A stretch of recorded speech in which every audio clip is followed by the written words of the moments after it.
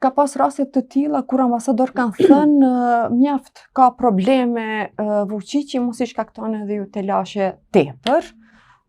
por ne s'jemi ndalur. Kemi vazhduar prap me këmbgulje ta paraqesim realitetin, të paraqesim ato dëshmia të fakte.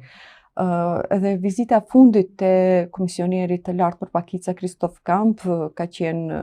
dhe vlerësoj zakonisht shumë se pas viteve, që nga vitet e 90-ta nuk ka pas një vizitë të tillë, domethënë është vizita e parë pas viteve 90-ta, por insistimi jon është jashtëzakonisht shumë i madh. Ne nuk jemi duke bërë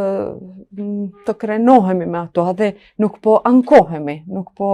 kalojmë në defetizëm, nuk po viktimizojmë, realisht ne po tregojmë gjendjen reale, faktike me të cilën po përballemi dhe ofrojmë zgjidhje në momente që i argumentojmë, ne ofrojmë edhe zgjidhje, s'po dojmë të ankohemi, në rregull, s'po dojmë të kalojmë në defetizëm, ose i thojmë ambasadorëve, mos e merrni këtë, s'po viktimizohemi, por ne po ofrojmë edhe këtë zgjidhje. I ofrojmë zgjidhjet, hapi parë, hapi dytë, hapi tre. Cilat janë 3 zgjidhjet më emergjente që ju i ofroni dhe që janë më emergjente për tu realizuar? E para, ftesa që Beogradi zyrtar të zhbllokojë dialogun me përfaqësuesit e zgjedhur legjitim të luginës së Preshevës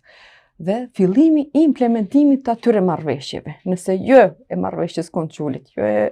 bashkëndimit 2009 të trupit koordinues, po të paktën pikat se kemi edhe në 2020 një plan aksional për fillimin e implementimit të planit 7 pikësh, të filloj që nga plani aksional. Domethënë nuk është filluar as aty dhe nuk ka Beogradi vullnet, nuk ka gatishmëri që të vijë të ulen në tryez në tavolinë me përfaqësuesit e zgjedhur legjitim të shqiptarëve të luginës së Preshevës,